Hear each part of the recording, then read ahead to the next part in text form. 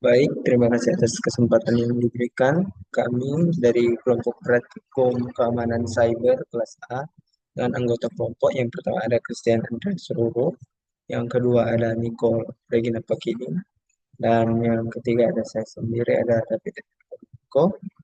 Kami akan mempresentasikan hasil live demo kami pada tugas yang kelima. Kita akan mulai pada tahap yang pertama yaitu class activity codes. Nah, di sini kita akan mengenkripsikan sebuah pesan using online tools atau tool web yang telah disediakan oleh modul ini. Tapi ketika kelompok kami membuka web yang disediakan ini tidak bisa dimasuk. Jadi kami mencari website lain dan ini websitenya. Di sini di step yang kedua kita disuruh untuk encrypt a message and email itu lab partner. Jadi di sini yang pertama enter the plain message di dalam text box.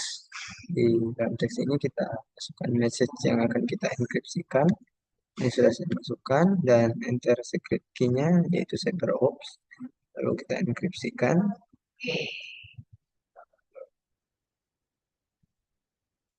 Kita enkripsikan pesan yang kita buat tadi. Setelah itu kita akan kirim emailnya ke teman kita.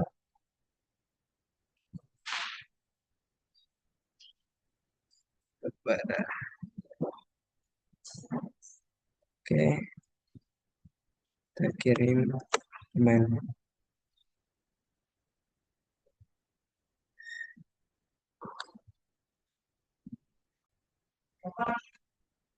Baik, kita akan mendeskripsikan kode yang sudah saya kirimkan tadi. Untuk Christian Doro bisa tolong share.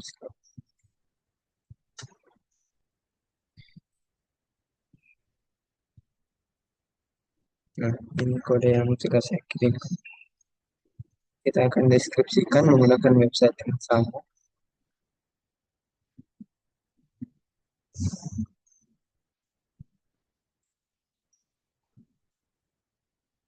Password CyberOps.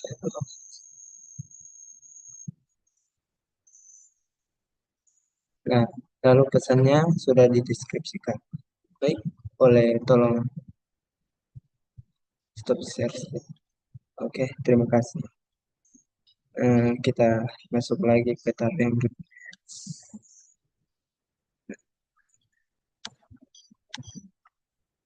Ya, di sini setelah kita mengirimkan dan dideskripsikan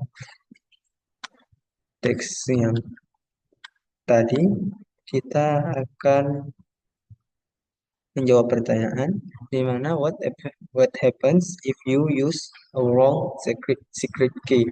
Nah, yang akan terjadi adalah kesalahan dalam mengembalikan kalimat terenkripsi ke dalam bentuk awalnya atau plain text. Nah, next kita lanjut ke encrypting and decrypting using OpenSSL. Oke. Nah, di sini kita akan menggunakan CyberOps Workstation Virtual Machine. Pada tahap yang pertama kita encrypting text file.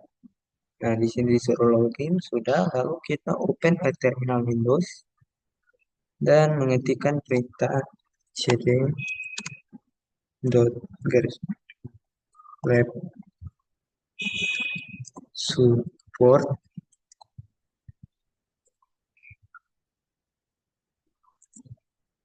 dot file enter. Nah, ini digunakan untuk memasuki ke dalam directory lab support files. Lalu kita menggunakan kita cat letter to grand txt untuk menampilkan pesan dari file txt letter to grandma. Nah, nanti pesan ini yang akan kita enkripsikan menggunakan SSL OpenSSL. Kita lanjut ke tab yang berikutnya, yaitu tab yang ke E. Dari terminal yang sama, kita akan menggunakan komen yang di bawah ini untuk mengenkripsikan teks ini. Maksud saya kita gunakan the comment akan menggunakan AES garis datar 256. Di sini kita ketikkan kode open SSL AES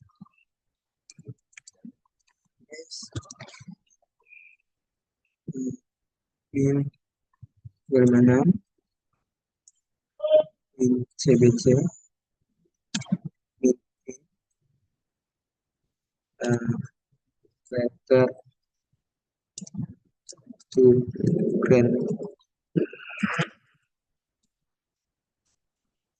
and txt min out message dot anc. Bentar, ada yang terjadi kesalahan. Oh, n-nya ketinggalan. Open SSL. Kok ada? Ini coba enter. Oke, langsung bisa. Saya berops. Saya berops. Nah, password yang digunakan ini dia akan menanyakan password yang saya gunakan adalah CyberOps dan disuruh dokumentasikan. Saya sudah mengetikkannya di bawah ini. Selanjutnya setelah proses finish, use get untuk menampilkan pesan yang dideskripsikan. Kita akan get message .nc. Nah, pesannya akan muncul seperti ini. Did the contents of the message nc file display correctly? What does it look like? Explain. Nah, di sini tidak ditampilkan secara tepat, namun hasil yang ditampilkan muncul simbol aneh dan karakter acak. Hal ini dikarenakan plain text yang diambil dari letter gramma tidak bisa dibaca. Oke. Selanjutnya kita next ke bagian yang ke G, yaitu untuk membuatnya dapat dibaca tuh make the file readable, you run the OpenSSL command again. Tapi pada kali ini kita menambahkan a option. The a option is tells the OpenSSL to encode the encrypt message using a different encoding method atau menggunakan metode lain, yaitu metode base 464 before storing the result in the file, sebelum menyimpannya ke dalam file. Nah, di sini kita gunakan lagi perintah open SSL AES 256 min 256 atau strip 256 strip cbc strip A. Nah, di sini kita masuk A atau A option. Nah, strip in letter to grant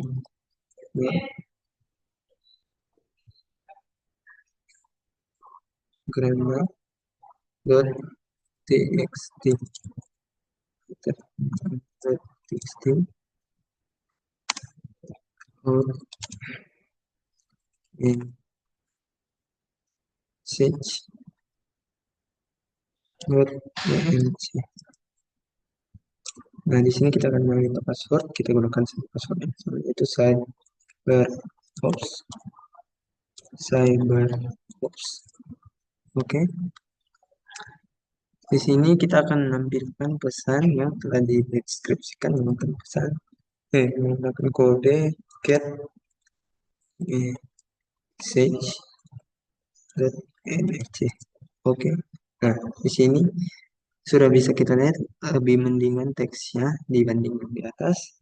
Ini ada pertanyaan, is the message displayed correctly now? Explain. Nah, ya, ini udah ditampilkan bagaimana suatu pesan itu dienkripsikan secara baik dengan cara menggunakan format base64 masih terenkripsi seperti ini, tapi tidak bisa dimengerti tanpa proses yang akan kita lakukan berikutnya yaitu deskripsi. Nah, di sini ada pertanyaan lagi, can you think benefit having message NEC based 64 encode? Nah, dengan menggunakan format atau metode base 64 ini, saat menyimpan file message NRC akan memberikan kompatibilitas keamanan transmisi dan membuatnya lebih mudah dibaca daripada file yang ini, sehingga cepat untuk dibagikan dan diproses. Oke, kita langsung masuk ke part yang kedua yaitu decrypting message with OpenSSL. Nah, di sini kita use the command below to decrypt message NRC. Nah, kita disuruh untuk menggunakan pesan di bawah ini untuk mendekripsikan pesan yang ini. Kita menggunakan kode OpenSSL AS min 256 min CBC min A min B min in message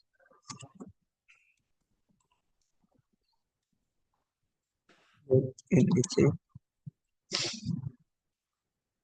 would decrypt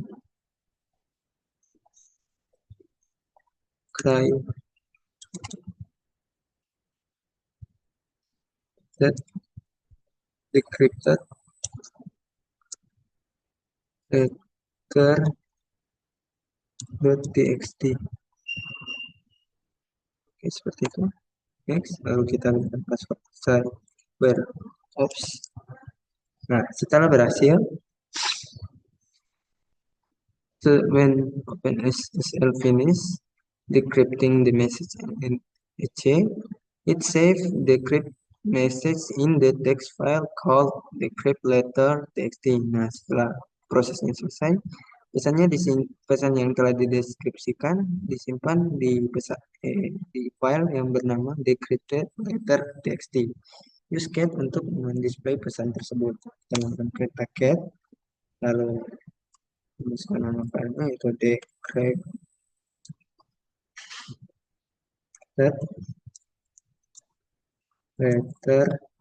letter.txt.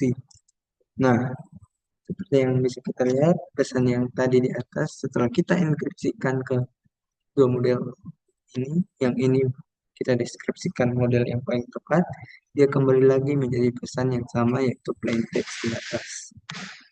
Nah, was the letter decrypted correctly? Ya, kalimat yang terinskripsi sebelumnya telah terdeskripsi ke plain text semula.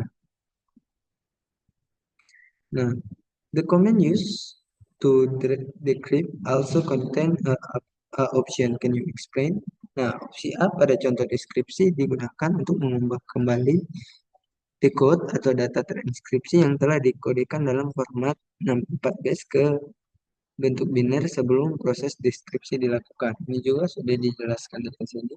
Di mana the A option tells OpenSSL to encode the encrypted message using different encoding methods yaitu base 64 before storing the result in the file.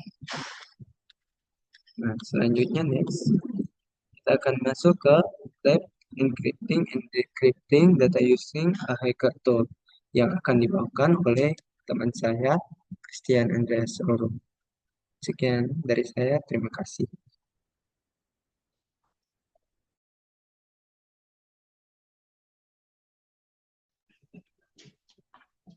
Oke, baik, saya akan melanjutkan praktikum pada lab encrypting dan decrypting data menggunakan hacker tool. Oke, di sini ada contoh kasus di mana bila ada seorang chief financial officer yang sedang keluar kota, ada menghubungi kita untuk dikarenakan dia meminta bantuan untuk melakukan unzip dokumen yang terinskripsi di dalam file zip um, yang ada dalam USB drive. Namun di sini ada file di sini um, digunakan password untuk membuka, namun password yang dimasukkan invalid, sehingga di sini kita di sini akan mempraktikkan bagaimana caranya untuk merecover data zip file. Oke, jadi pada di praktikum kali ini kita akan menggunakan perintah fcrA-czip, di mana ini alat Linux yang biasa digunakan untuk melakukan recover password pada file zip yang terenkripsi. Oke, mungkin kita langsung masuk ke dalam praktiknya. Di sini untuk part yang ketiga, di sini akan melakukan create dan encrypt file. Dengan tahap awal itu kita buka CyberOps Workstation VM, kemudian membuka terminal window. Oke, ya di sini sudah masuk, lalu diklikkan mkdir zip file.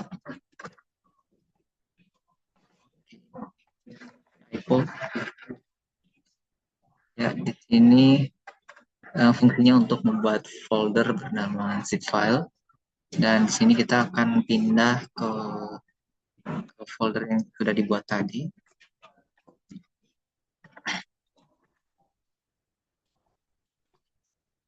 Ya, ini kita memasukkan 3 text file yang dimana teksnya terdiri dari sampel 1, sampel 2, dan sampel 3 yang dimasukkan sebuah kalimat this is a sample text file.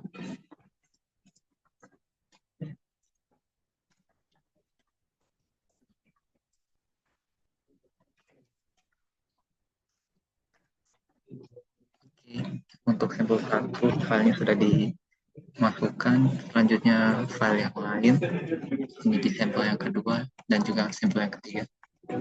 Oke, sudah. Dan lalu ini kita perintah ls untuk melihat apakah filenya sudah masuk di dalam foldernya. Ya, di sini sudah berhasil. Lalu lanjut ke step yang kedua, kita akan melakukan enkripsi pada text file.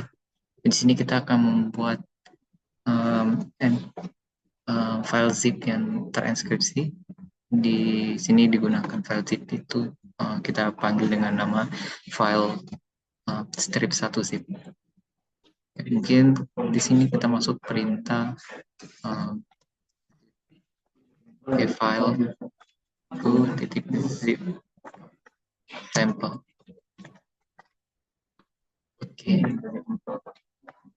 Oke, ya di sini ada diminta masukkan password. Seharusnya ini passwordnya kita gunakan B. Ya, sudah berhasil. Untuk selanjutnya itu kita akan mengulanginya pada file yang lain. Itu ada di file kedua, ketiga, 4, dan kelima. Oke, perintahnya sama. Dia menggunakan spasi strip E. Oke, di sini pada file yang kedua digunakan dua karakter password yang di sini digunakan R2. Diulangi lagi, ya sudah berhasil. Lanjut lagi pada file yang ketiga, itu kita gunakan 0B1. Ini lanjut. Oh, salah, saya ada pakai dalam kurung tadi. Bikin ulangi lagi, ini 0B1. ulang lagi 0 bit. Ya, sudah berhasil. Lalu lanjut menggunakan file zip pada file yang kamu. Ini digunakan passwordnya Y0D A kecil. Ya, kita ulang lagi Y0D A kecil. Ya, di sini udah berhasil untuk dimasukkan. Lanjut ke file yang kelima. Ini digunakan passwordnya Y3.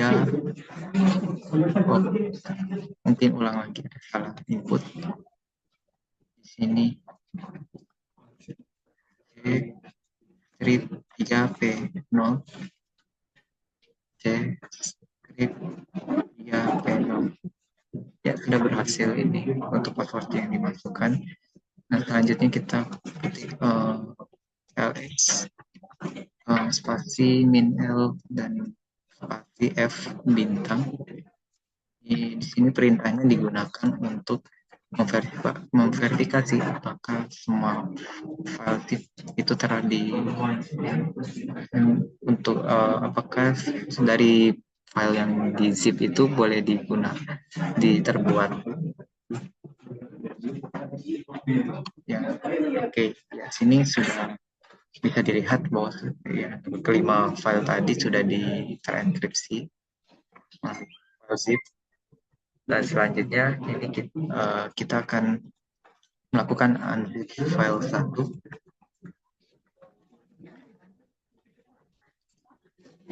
Oke, kita coba. Oke, ini diminta untuk matikan password. Ya, seperti password yang tadi itu digunakan B besar. Oke, di sini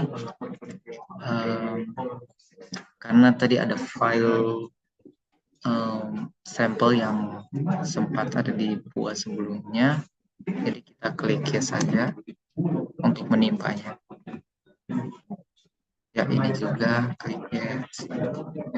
Oke, sudah berhasil.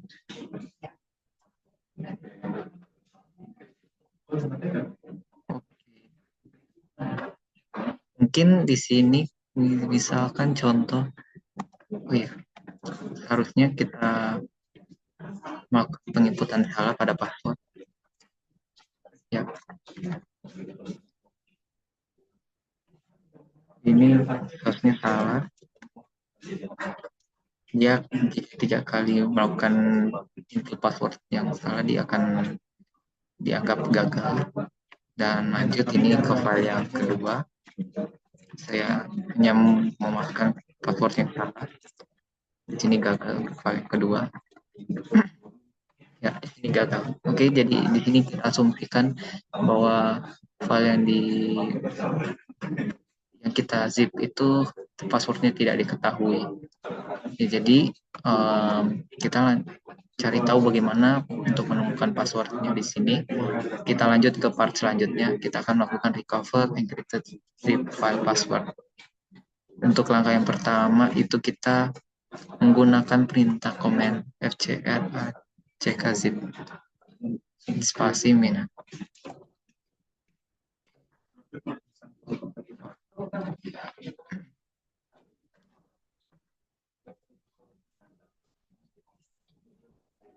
Ya, di sini perintahnya akan menampilkan beberapa perintah yang berkaitan dengan FCRA, ckzip. Ya, di sini misalkan mau menggunakan strip U dan juga L, yang dimana untuk opsi strip L ini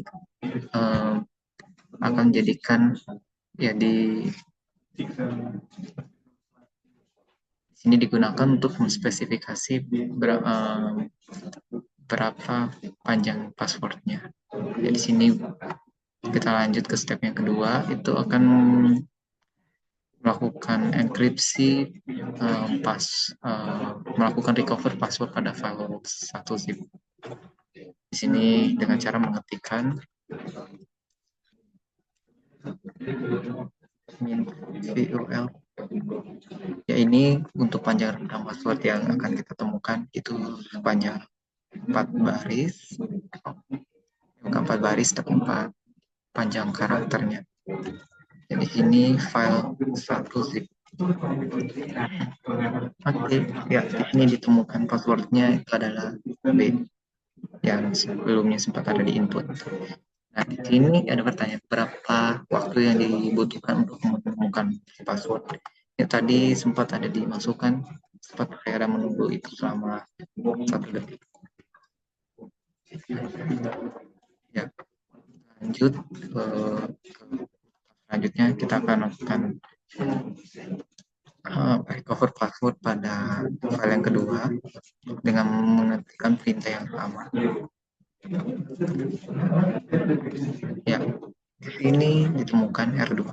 Nah, untuk ada pertanyaan juga di sini, berapa lama waktu yang dibutuhkan untuk menemukan password juga sama, itu dibutuhkan 1 detik. Dan juga kita ulangi juga pada file yang ketiga dengan perintah yang sama juga. Itu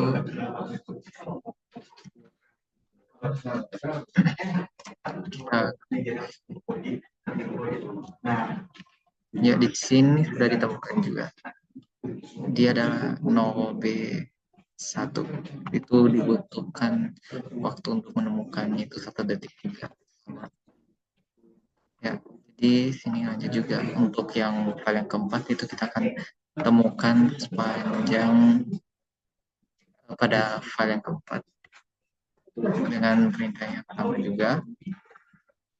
Ya, di sini kita menunggu. Ya, di sini tadi sempat menunggu lama untuk pencarian passwordnya. Dan jika tadi dihitung tadi sebelumnya, mungkin saya coba running kembali.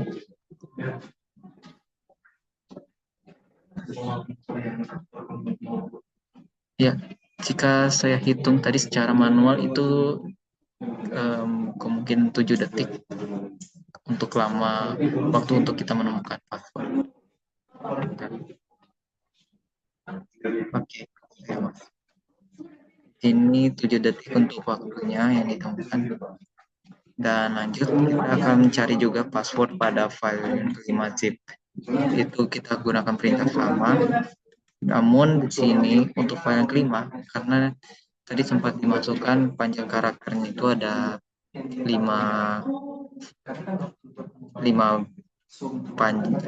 karakter, sehingga di sini diganti untuk panjang rentangnya bukan 4, namun dimasukkan 1 sampai 5. Oke, saya coba masukkan di sini. Oke, mungkin sebagai untuk melihat juga berapa lama waktu yang dibutuhkan untuk menemukan si passwordnya.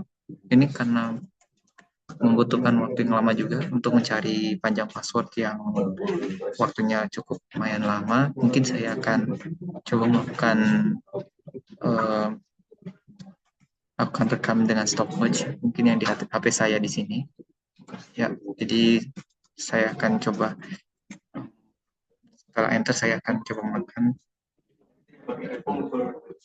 Ya, di sini saya akan enter, kemudian akan mulai stopwatch-nya.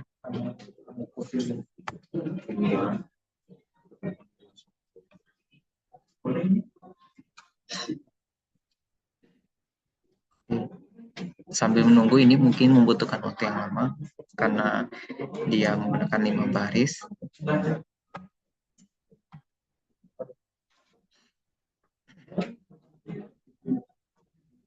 Di sini sudah berjalan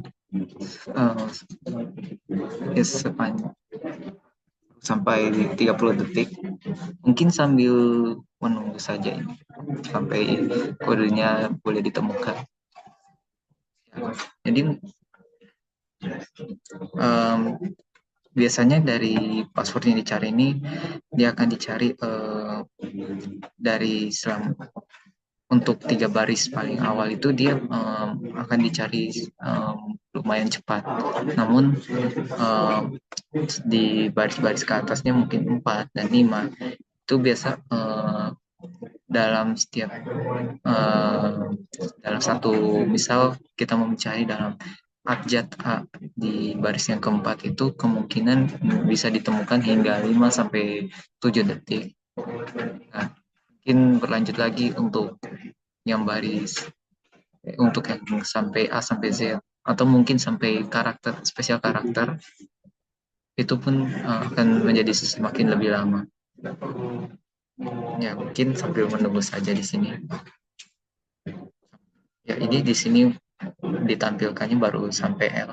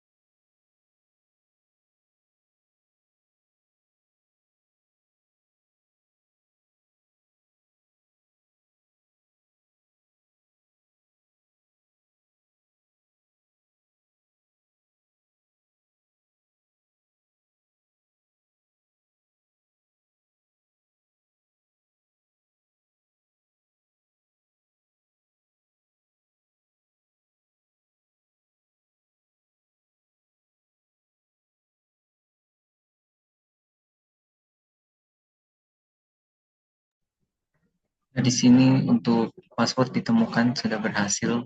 Dia terhitung di stopwatch saya itu terhitung 4 menit 14 detik. Jadi dilihat dari panjangnya password ini akan mempengaruhi lamanya untuk mencari si password. Jadi di sini pasti untuk waktunya itu adalah 4 menit 15 detik dalam cari password yang file yang kelima ini. Oke, selanjutnya kita akan coba melakukan recover pada 6 karakter password. Ya, di sini kita akan mau mencari tahu berapa lama waktu yang dibutuhkan. Misal jika misal kita buat sebuah file yang ke-6 dengan panjang baris ada 6 kata, mungkin ya di sini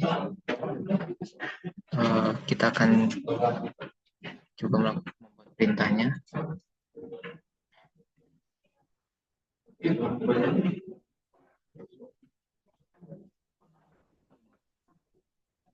Bisa dimasukkan perintah yang menggunakan perintah enkripsi, ya, bisa digunakan passwordnya jar-jar.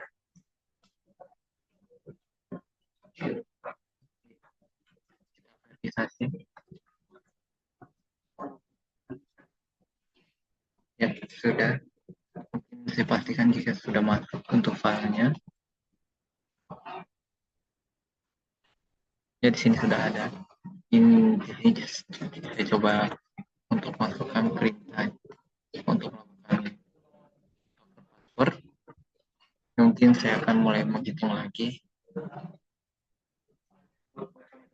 Ya saya coba mulai hitung.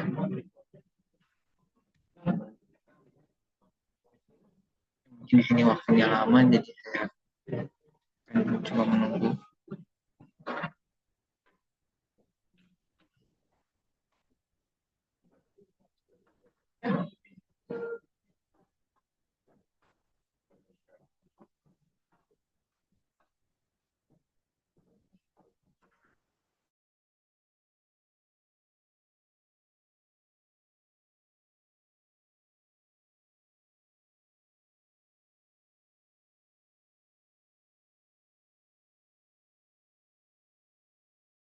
Oke, baik. Ini saya ada menunggu untuk pencarian password pada baris yang ke-6. Ini sudah sampai di pas untuk password yang paling kiri itu dia A. Itu saya ada perkirakan tadi dia dari 10 menit itu dia sudah mulai melakukan proses di password yang ke-6. Nah, di sini saya tidak coba meneruskan lagi. Mungkin ya, dalam satu password ini kemungkinan dia akan jalan sangat lama. Mungkin sini saya membuat perkiraan. Jadi untuk password yang kemungkinan dari perintah ini akan temukan pada baris ke-6 itu dia mulai dari 10 menit hingga mungkin dia lebih dari 10 menit kemungkinannya.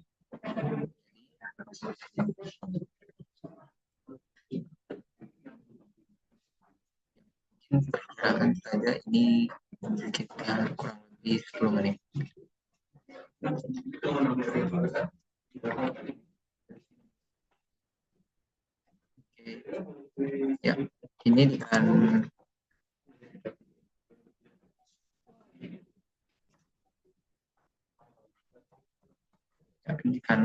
untuk pencarian kode di sini pastinya membutuhkan waktu yang sangat lama untuk panjang password yang terbilang di atas 6 menit. Ya, jadi itu untuk secara mungkin secara umum kita gunakan untuk password biasanya diminta itu ada minimal 8 karakter yang dimana untuk panjang kalau menurut kami itu ya di sini ada pertanyaan mungkin yang bagaimana password yang direkomendasikan agar password yang kita gunakan tentunya boleh mengamankan file kita. Di situ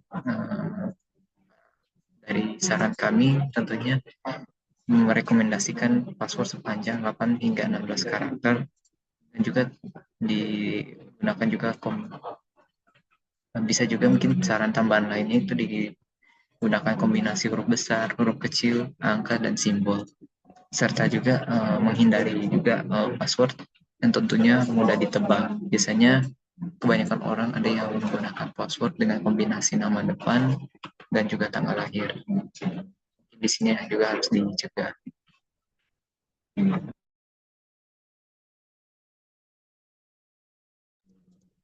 Oke, baik. Lanjut di sini kita masuk ke lab yang ketiga. Di situ akan dilakukan pemeriksaan jaringan telnet dan SSH dalam Wireshark. Di sini akan saya close dulu terminalnya yang tadi saya di lab yang kedua. Jadi ini buka lagi terminal yang baru. Kita masukkan perintah sudo wireshark gtk. Di sini untuk aplikasi Wireshark. Oke, di sini saya menunggu saja.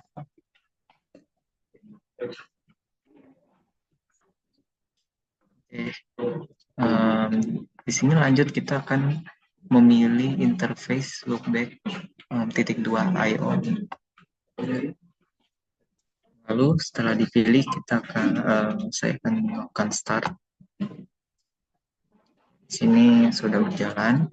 Dan lanjut di sini akan membuka terminal yang lain. Kemudian mengetikkan perintah telnet localhost yang dimana di sini kita akan mulai sesi telnet kepada localhost dan juga di sini coba enter berhasil dan lanjut. Setelah itu kita akan lakukan stop pada Wireshark di sini.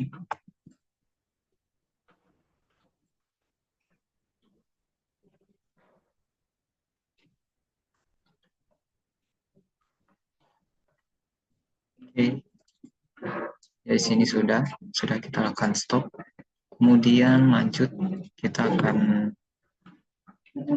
masuk ke selanjutnya, itu kita akan lakukan filter untuk telnet. Ya di sini yang di telnet ini kita akan coba lakukan filter.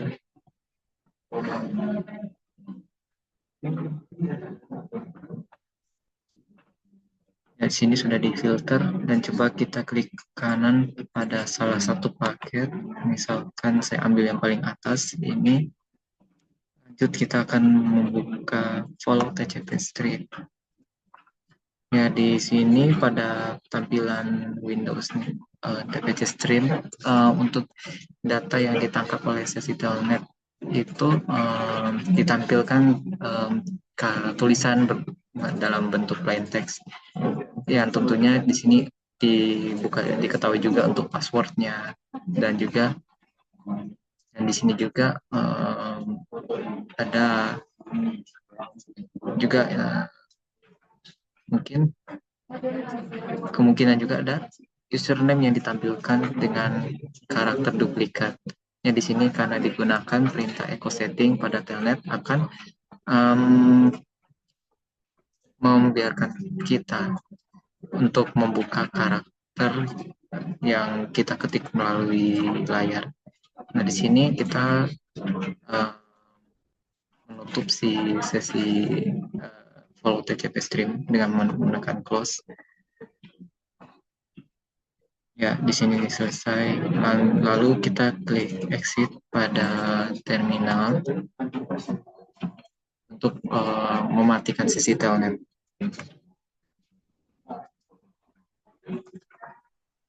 Oke. Dan di sini juga kita klik exit.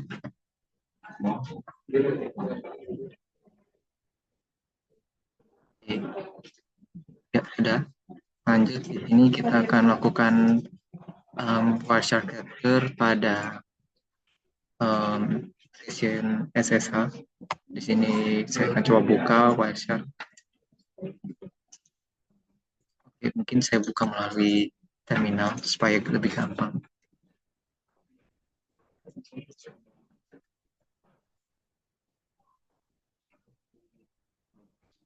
Wireshark, di sini masukkan password saya berbox. Di sini kita telah masuk. Lalu ini triggernya itu any untuk menangkap interface yang dan lalu kita masukkan klik start dan ya di sini sudah masuk. Lalu buka terminal lainnya akan diketikkan session SSH localhost.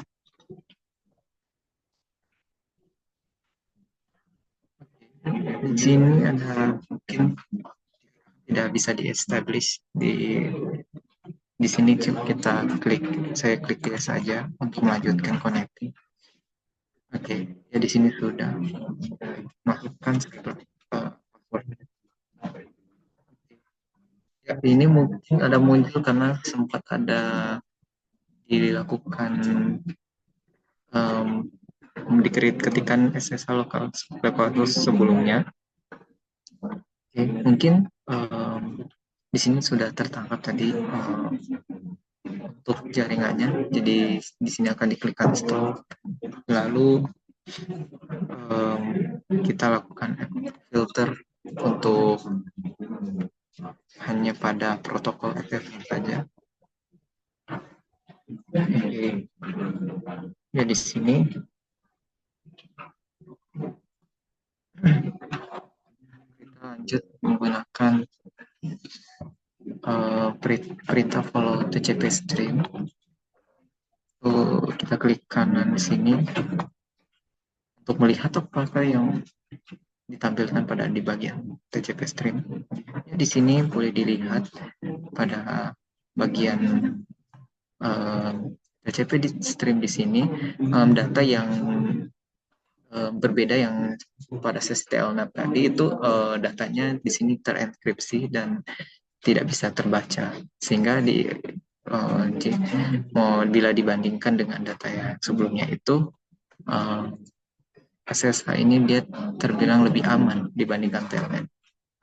Nah, di sini saya akan klik close, lalu melakukan close partial. Oke.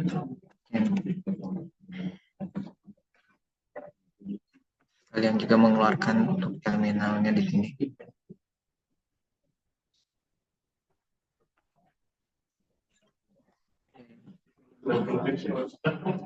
Oke, sudah logout. Ya, di sini juga kita ada sebuah pertanyaan refleksi, mengapa SSH lebih dipilih dibandingkan telnet dalam melakukan connection remote. Dari sini SSH dipilih dari telnet dikarenakan pada SSH dia diterapkan enkripsi data yang dimana misal dari data plain text yang sebelumnya sudah kita masukkan, ia akan diubahnya menjadi sebuah teks yang tidak dapat dibaca, dan di sini juga akan secara aman kita dapat tentunya mencegah juga pembobolan, dan juga pada SSH di sini mendukung juga autentikasi berbasis kunci publik. Jadi di sini tentunya pada SSH dapat digunakan bila kita melakukan koneksi, misal dalam koneksi secara jarak jauh.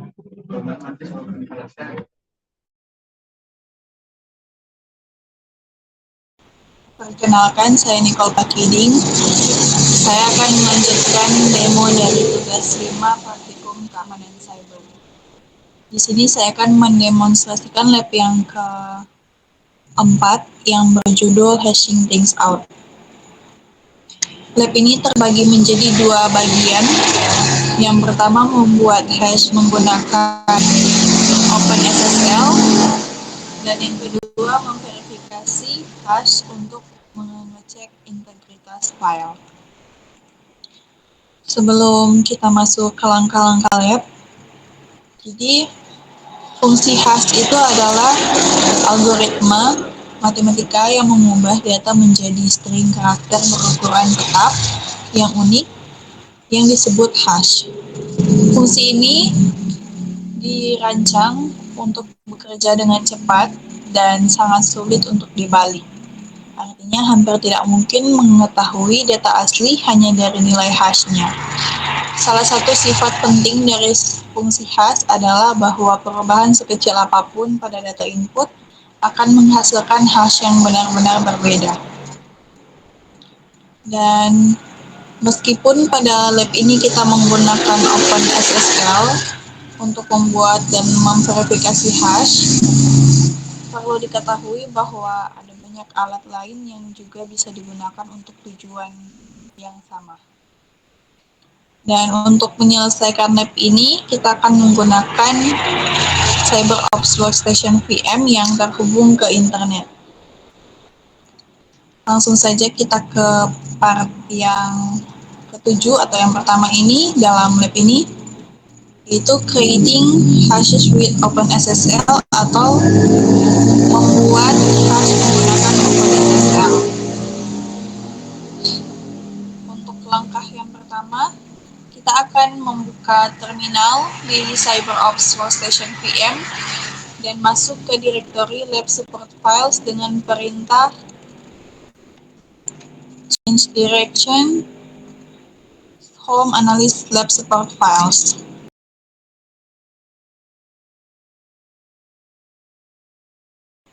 Direktorinya sudah diubah. Selanjutnya kita akan menampilkan isi file dari letter to grandma.txt dengan perintah cat letter to grandma.txt.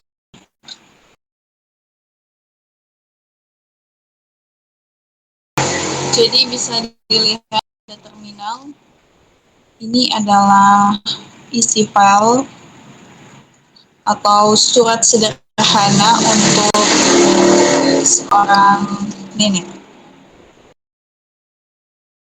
Sekarang kita akan membuat hash menggunakan algoritma MD5 dengan perintah OpenSSL MD5 letter to grandma.txt.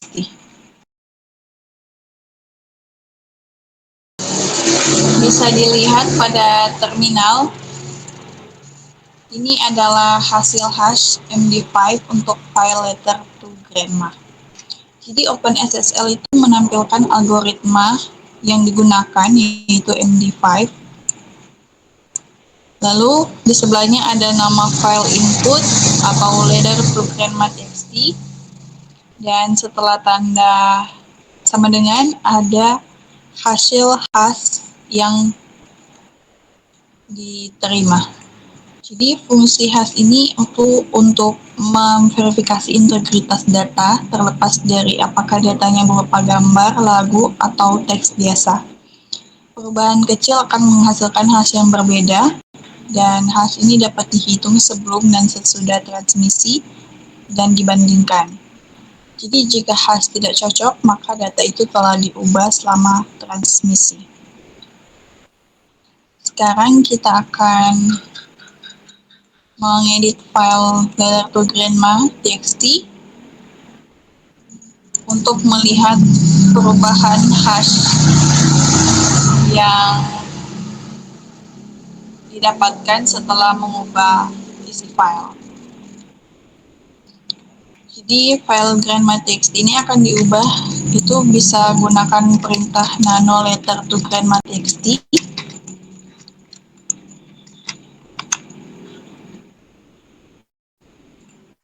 Dan di sini kita hanya akan mengubah kata grandma menjadi grandpa. Jadi itu hanya satu huruf saja yang diubah, dari M menjadi P.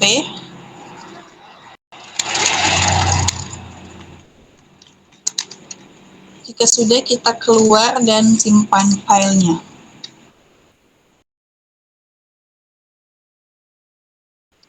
Setelah filenya disimpan, selanjutnya kita akan membuat hash lagi menggunakan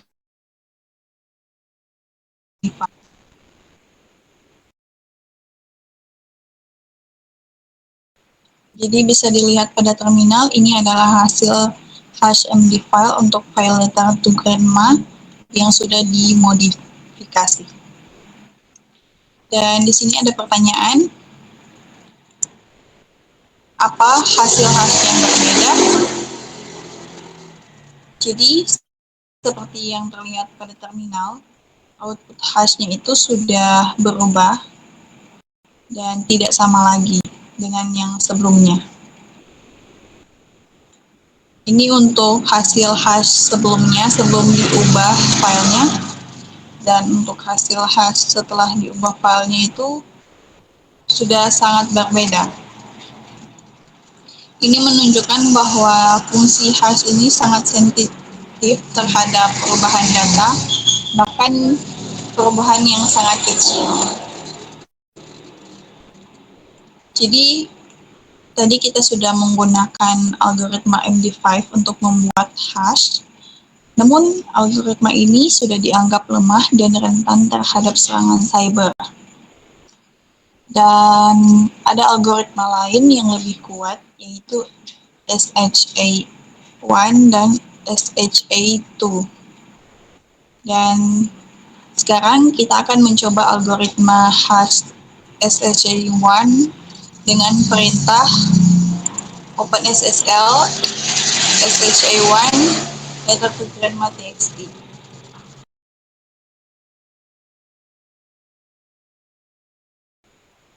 Bisa dilihat pada terminal, jadi ini adalah hasil dari hash SHA-1 untuk file letter to grandma txt. Dan selain OpenSSL, ada juga tools lain untuk membuat hash. Misalnya ada MD5 Zoom, lalu ada SHA-1 Zoom dan SHA-2 56 Zoom. Ini bisa menghasilkan hash dengan algoritma MD5, SHA-1 dan SHA-2 seperti OpenSSL, hanya beda tool saja. Selanjutnya kita akan mencoba menggunakan MD5 sum dan SHA-1 sum untuk menghasilkan hash MD5 dan SH1 hash dari letter to grandma text file.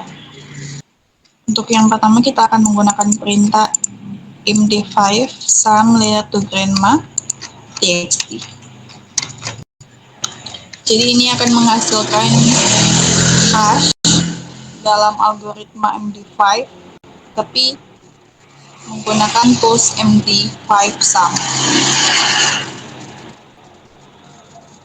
Kemudian kita akan menggunakan perintah SHA-1 sum letter to grandma txt untuk menghasilkan hash dengan algoritma SHA-1.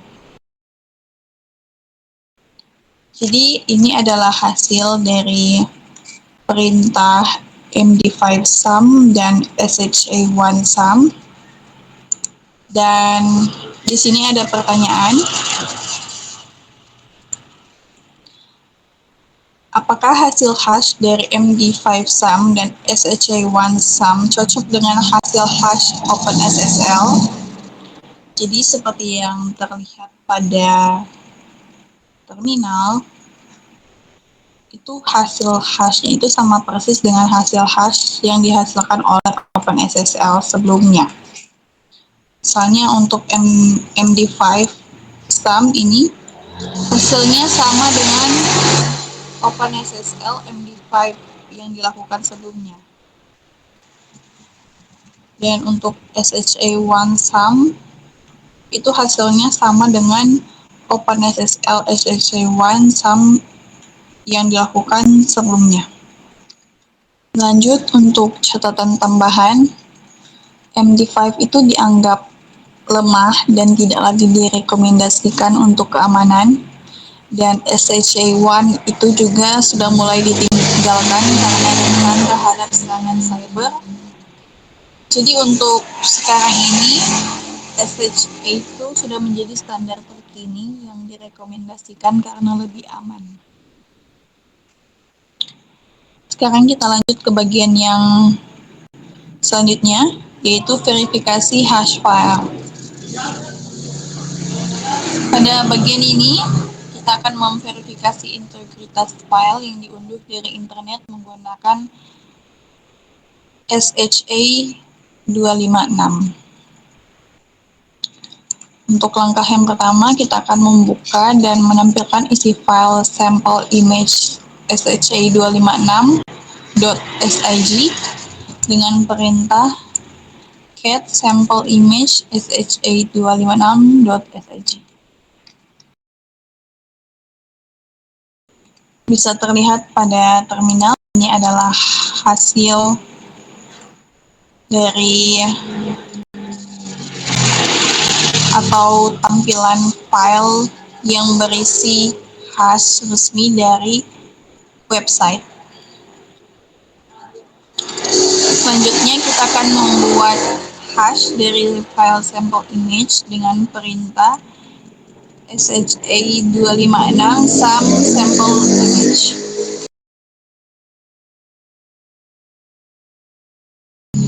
Bisa dilihat ini adalah hasil hash menggunakan perintah sha256 sum untuk file sampel image.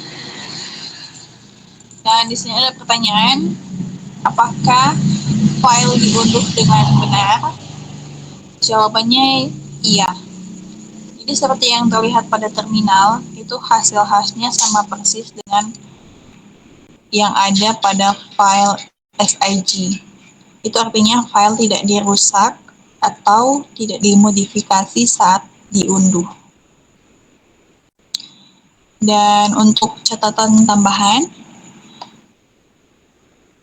membandingkan hash itu adalah cara yang bagus untuk mengecek integritas data. Namun, jika ingin memastikan file tidak dimodifikasi oleh pihak ketiga, disarankan menggunakan alat seperti GPG atau GNU Privacy Guard untuk melakukan verifikasi tanda tangan digital. Jadi, dalam lab yang keempat ini kita sudah mempelajari cara membuat hash file menggunakan OpenSSL dan tools lainnya, serta cara memverifikasi integritas file menggunakan hash. Sekarang kita lanjut ke lab yang kelima, Certificate Authority Stores. Seiring dengan perkembangan web, kebutuhan akan keamanan juga meningkat. Protokol HTTPS, di mana S berarti secure, dan konsep Certificate Authority CA diperkenalkan oleh Netscape pada 1994 dan masih digunakan hingga saat ini. Dalam lab ini kita akan menampilkan sertifikat yang dipercaya oleh browser, lalu memeriksa apakah ada serangan man in the middle atau MITM. Dan untuk menyelesaikan lab ini, kita akan menggunakan perangkat pribadi yang terhubung ke internet, serta Cyber Auto Station yang terhubung ke internet. Jadi langsung saja kita mulai dari bagian yang pertama, yaitu menampilkan sertifikat yang dipercaya oleh browser. Jadi HTTPS itu bergantung pada Certificate Authority atau CA untuk memverifikasi kepemilikan domain. Jika valid, CA menerbitkan sertifikat digital berisi informasi organisasi dan kunci publiknya. Sistem ini dipercaya karena browser dan sistem operasi memiliki daftar CA terpercaya. CA memiliki struktur bertingkat, dengan root CA sebagai induk yang menandatangani CA lain. Dan cara untuk menampilkan sertifikat root di browser bisa berbeda tergantung browser yang digunakan. Di sini, untuk yang pertama, kita akan menggunakan Google Chrome, dan saya menggunakan perangkat pribadi untuk Google Chrome.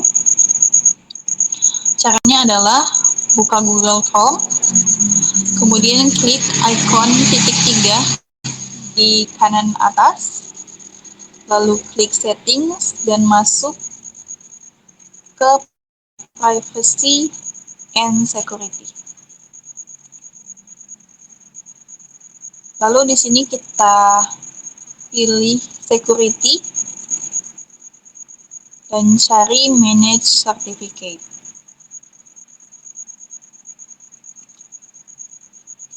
Di sini terbuka tab baru dan bisa dilihat ada 3 bagian. Bagian yang pertama, ini adalah local certificates. Ini adalah sertifikat lokal yang ditambahkan oleh sistem operasi kita ataupun oleh administrator. Di sini kita bisa klik Manage Imported Certificates from Windows. dan akan muncul tab baru atau jendela baru. Nah, di sini kita bisa melihat Trusted Certification Authorities. Jadi ini adalah sertifikat yang dipercaya oleh lokal atau sistem operasi kita. Selanjutnya, ada juga Your Certificates. Pada bagian ini adalah sertifikat yang dari klien untuk membuktikan identitas klien kepada server. Sertifikat klien ini biasanya digunakan dalam organisasi swasta untuk mengautentikasi permintaan ke server jarak jauh. Dan yang terakhir itu ada Chrome Root Store. Ini menampilkan sertifikat dari CA yang dipercaya oleh Chrome Root Program. Selanjutnya, kita juga bisa menggunakan browser Firefox pada CyberOps Workstation VM untuk menampilkan sertifikat pada CA Store di Firefox. Caranya itu adalah kita buka Firefox pada CyberOps VM, lalu klik icon menu di pojok kanan atas, lalu pilih Preference.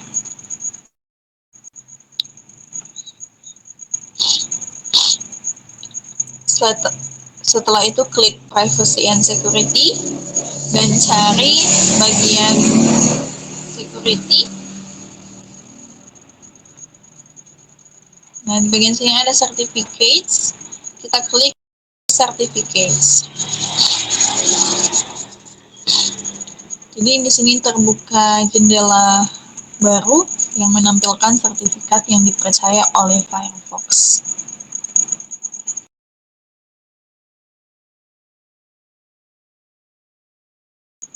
Sekarang kita lanjut ke bagian yang selanjutnya, yaitu checking for man in middle atau memeriksa serangan man in the middle MITM. Saat ini kebanyakan situs web menggunakan HTTPS dengan TLS atau SSL untuk mengenkripsi data antara pengguna dan server. Namun, dalam lingkungan perusahaan seringkali digunakan HTTPS proxy yang bertindak sebagai pihak ketiga di tengah komunikasi terenkripsi ini. Contoh skema MITM di perusahaan itu yang pertama, pengguna mencoba mengakses situs HTTPS, misalnya situs bank atau email, tapi trafiknya diarahkan ke HTTPS proxy perusahaan. Proxy ini lalu berpura-pura menjadi situs yang diminta dan menyediakan sertifikat buatannya sendiri. Karena sertifikat ini telah ditandatangani oleh Certificate Authority atau CA yang sudah diam-diam ditambahkan ke daftar CA terpercaya di browser, maka browser tidak memunculkan peringatan. Proxy kemudian membuat koneksi baru ke situs yang sebenarnya, dan hasilnya proxy berada di antara dua koneksi HTTPS dan dapat melihat serta memodifikasi data yang seharusnya terenkripsi. Meskipun terlihat aman dari sisi pengguna, mungkin karena ada ikon gembok atau sertifikat validnya, tapi kenyataannya mereka sedang berkomunikasi dengan pihak ketiga yang tidak disadari. Dan di bagian ini kita akan belajar bagaimana fingerprint sertifikat HTTPS dapat digunakan untuk mendeteksi serangan man in the middle, terutama yang dilakukan oleh HTTPS proxy di jaringan perusahaan. Untuk langkah yang pertama, yaitu mengumpulkan fingerprint sertifikat yang asli. Di sini kita mengumpulkan fingerprint sertifikat dari situs populer yang valid untuk nantinya dibandingkan dengan hasil dari virtual machine kita. Fingerprint atau thumbprint adalah representasi unik dari sertifikat digital. Pada modul ini sudah ada contoh fingerprint SHA-1 dari beberapa situs. Misalnya ada situs Cisco, Facebook, Wikipedia, Twitter, dan LinkedIn. Sertifikat ini terupdate sampai April 2018. Jadi datanya ini dari tahun 2018, jadi bisa jadi itu sudah tidak valid karena sertifikat sering diperbarui setiap 1-2 tahun. Dan di sini ada pertanyaan, apa itu fingerprint dan kenapa penting? Fingerprint adalah hasil hash dari sertifikat digital yang mewakili isinya secara unik. Penting karena bisa digunakan untuk memastikan sertifikat tidak dimodifikasi dan digunakan untuk mendeteksi keberadaan pihak ketiga seperti HTTPS proxy yang menyisipkan sertifikat palsu. Lalu, siapa yang menghitung fingerprint dan bagaimana menemukannya? Fingerprint dihitung oleh aplikasi seperti browser atau alat seperti OpenSSL.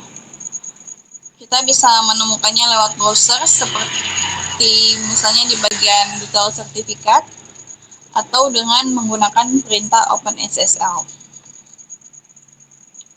Kita masuk ke langkah yang kedua, yaitu mengambil fingerprint sertifikat di dalam Cyber Obfuscation VM. Sekarang kita akan mengambil sertifikat dari situs Cisco melalui VM, lalu mengecek apakah fingerprintnya cocok atau tidak. Di sini kita akan menggunakan perintah seperti pada contoh modul, di mana perintah ini akan menggunakan OpenSSL untuk melakukan koneksi ke Cisco melalui port 443 dan meminta sertifikat, kemudian menyimpannya pada file bernama cisco.pm.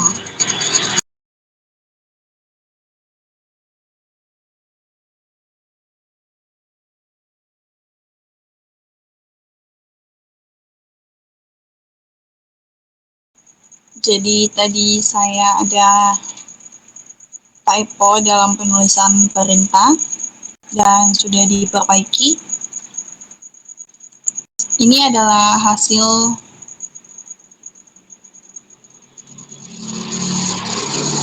dari pengambilan sertifikat pada situs Cisco dan sudah disimpan pada file bernama cisco.pem. Kita juga bisa melihat isi dari file tersebut dengan perintah cat cisco.pem. Selanjutnya, karena sertifikatnya sudah disimpan pada file bernama cisco.pem, kita bisa mengambil fingerprint SHA-1 dari sertifikat tersebut dengan menjalankan perintah OpenSSL x509 node in cisco.pem fingerprint SHA-1.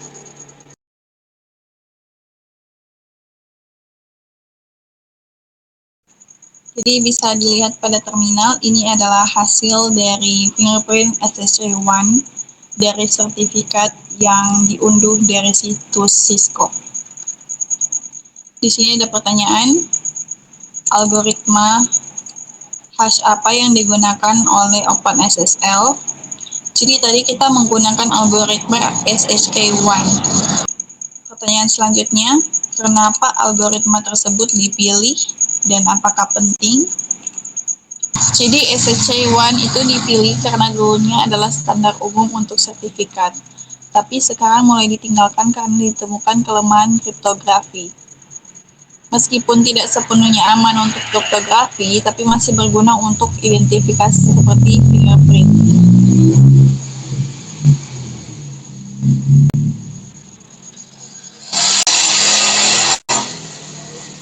Langkah yang selanjutnya yaitu membandingkan fingerprint. Di sini kita akan membandingkan hasil fingerprint dari VM dengan data pada tabel sebelumnya. Dilihat pada tabel dan pada terminal. Di sini untuk fingerprint dari situs Cisco itu tidak cocok. Apa artinya kalau tidak cocok? Jadi kalau fingerprint-nya tidak cocok, itu ada dua kemungkinan. Yang pertama, sertifikat situs Cisco ini memang sudah diperbarui, jadi fingerprint-nya itu sudah baru. Apalagi kalau dari data pada tabel itu sudah sejak April 2018, jadi mungkin saja sertifikatnya memang sudah diperbaharui. Tapi ada juga kemungkinan lain kalau misalnya memang belum diperbaharui, itu bisa saja ada HTTPS proxy atau man in the middle yang mengganti sertifikatnya. Kemudian, apakah metode ini 100% akurat? Jadi metode ini tidak sepenuhnya akurat. Jika HTTPS proxy memiliki CA yang telah ditambahkan ke daftar terpercaya pengguna, maka sertifikat palsu tetap akan lolos validasinya dan bisa menghasilkan fingerprint yang berbeda. Tapi pengguna tetap tidak tahu kecuali mereka memverifikasi fingerprint secara manual seperti ini. Selanjutnya part yang ke-11 yaitu challenge. Di sini kita diminta untuk mengecek fingerprint dari situs yang ditunjukkan pada tabel pertama tadi, tapi menggunakan web browser GUI. Dan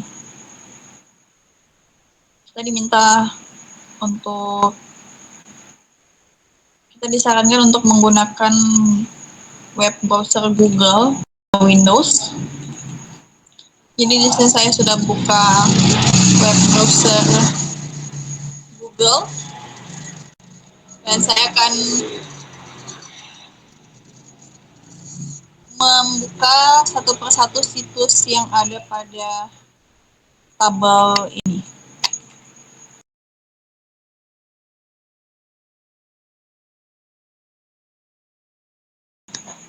Jadi ini adalah tampilan sertifikat dari situs Cisco.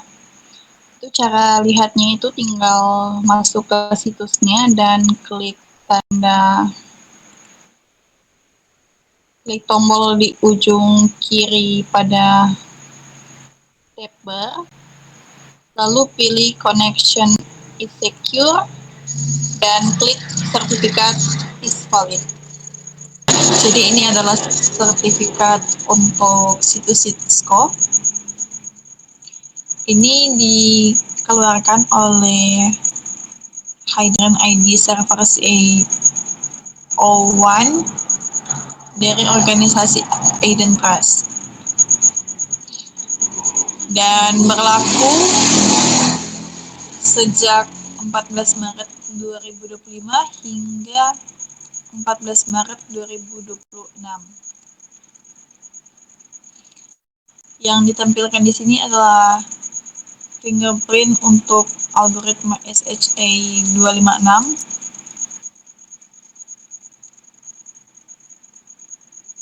dan selain melalui browser Chrome, kita juga bisa melihat fingerprint melalui browser Firefox pada CyberOps Workstation VM.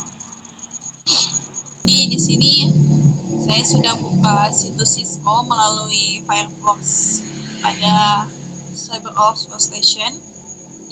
Cara melihat fingerprints-nya itu kita kita bisa klik pada simbol gembok, lalu klik tanda panah di samping ini, lalu klik more information.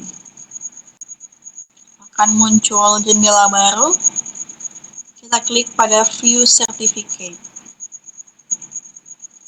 Jadi ini tampilan untuk sertifikat dari situs Cisco melalui Firefox pada CyberOps Workstation. Di sini ada nama domainnya, lalu ada pemberi, ada nama CA-nya, yaitu Hidden ID Server CA01 dan organisasi Identitas. Sertifikat ini berlaku sejak Maret tanggal 14 hingga Maret 14 2025 hingga Maret 14 2026. Dan untuk fingerprints-nya di sini ada 2. Kalau di Firefox itu ditampilkan fingerprint untuk algoritma 256 dan algoritma SHA1. Jadi ada dua fingerprint. Selanjutnya kita akan cek sertifikat dari situs Facebook.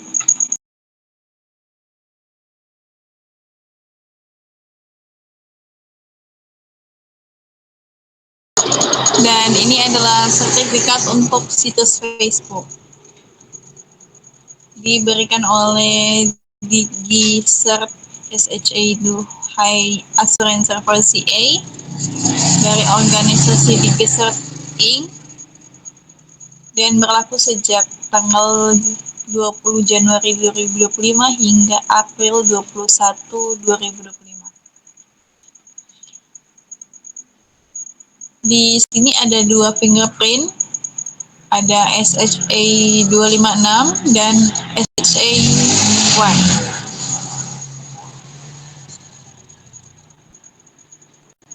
Selanjutnya kita cek untuk situs Wikipedia.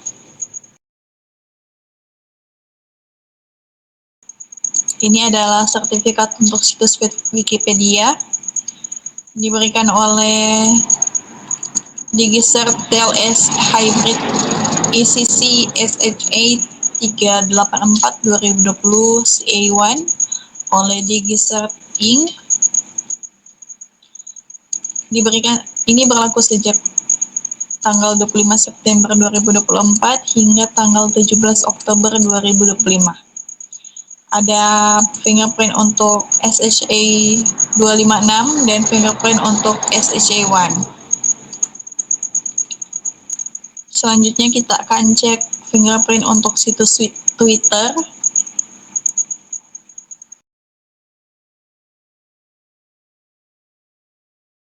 Twitter itu sudah berubah menjadi situs x.com. Dan untuk sertifikatnya itu diberikan oleh E5 dari Let's Encrypt. Ini berlaku sejak tanggal 6 Maret 2025 hingga 4 Juni 2025. Ada fingerprint untuk SHA256 dan fingerprint untuk SHA1. Selanjutnya untuk situs LinkedIn.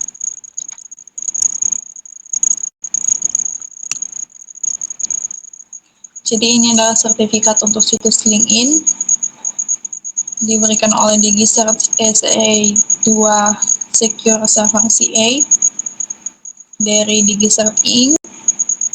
Berlaku sejak 15 Maret 2025 hingga 16 September 2025. Ada fingerprint untuk SHA256 dan fingerprint untuk SHA1. Jadi itu dia fingerprint yang terbaru yang tentunya sudah tidak sama lagi dengan data yang ada pada tabel pada modul. Jadi untuk fingerprint dari situs-situs ini sudah berbeda. Dan untuk selanjutnya kita akan lanjut ke langkah yang kedua, yaitu menggunakan OpenSSL untuk mengecek semua fingerprint yang ada pada tabel 1. Sini saya sudah mencoba untuk mengambil sertifikat dari situs Facebook, kemudian disimpan pada file Facebook PEM dan menampilkan fingerprint SHA1 yang menggunakan perintah OpenSSL.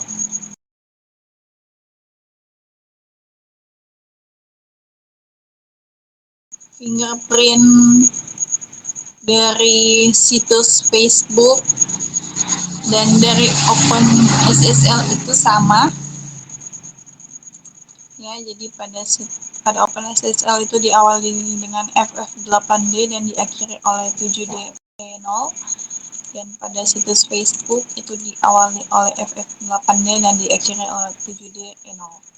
Jadi untuk situs Facebook baik dari OpenSSL maupun dari situs web itu sama hasilnya.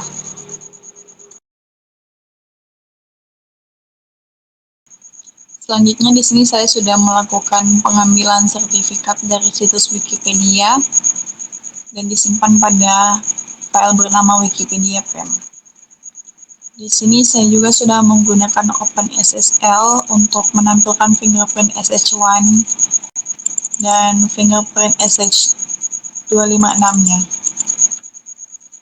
Namun seperti yang terlihat pada situs Wikipedia, fingerprint-nya itu berbeda dengan hasil yang ditampilkan oleh OpenSSL.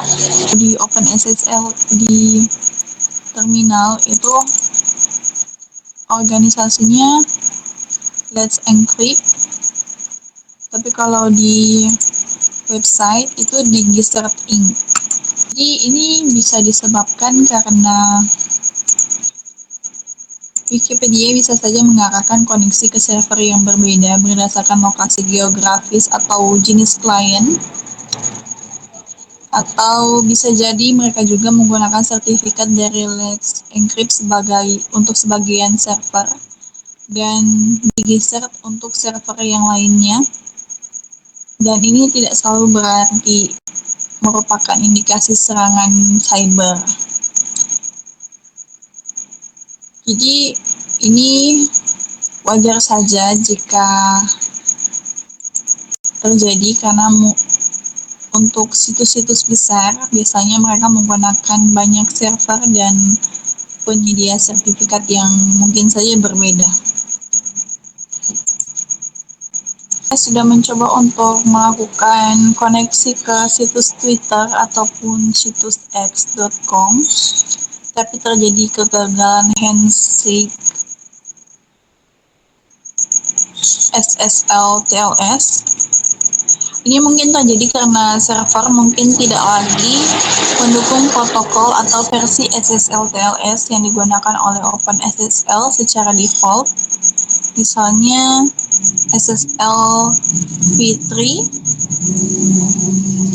atau karena shipper yang diajukan oleh klien tidak cocok dengan yang didukung oleh server. Server modern itu umumnya menggunakan TLS versi 1.2 atau 1.3, dan jika menggunakan SSL v3 atau protokol yang lebih lama dapat menyebabkan kegagalan handshake. Jadi kita langsung coba ke LinkedIn.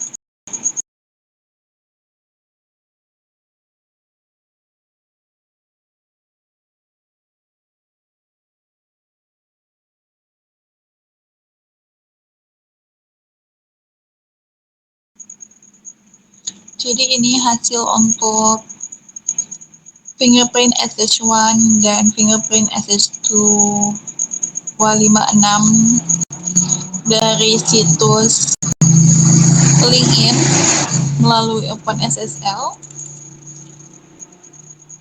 dan bisa dilihat pada hasil sertifikat dari situs LinkedIn juga sama ya hasilnya.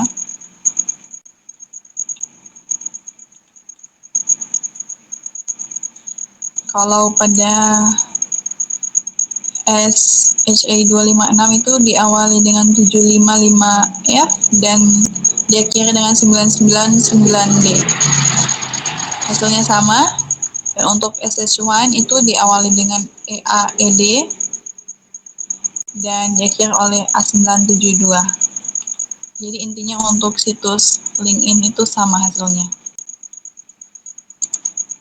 Jadi di sini saya mencoba untuk melihat hasil dari OpenSSL untuk situs Cisco dan hasil dari website browser secara langsung. Itu kalau dari terminal pada OpenSSL itu hasilnya berbeda dengan pada sertifikat viewer di browser. Alasan kenapa bisa berbeda mungkin saja sama halnya sama seperti situs Wikipedia yang dimana mungkin saja mereka menggunakan server yang berbeda ataupun penyedia sertifikat yang berbeda. Walaupun sertifikatnya itu berbeda antara terminal dan web browser, tapi tidak perlu khawatir dan ini tidak mengindikasikan bahwa terjadi serangan cyber karena Cisco ini menggunakan banyak server yang menyediakan banyak sertifikat. Jadi kalau sertifikat yang didapatkan itu berbeda, ya bisa saja kita mendapatkannya dari server yang berbeda.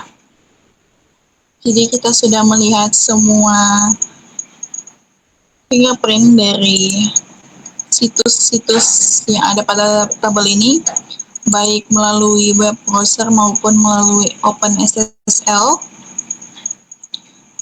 Dan untuk selanjutnya, bagian akhir dari lab yang kelima ini adalah reflection. Di sini ada pertanyaan, apa yang diperlukan agar HTTPS proxy bisa bekerja? Yang pertama, itu memerlukan sertifikat palsu yang ditandatangani oleh CA perusahaan.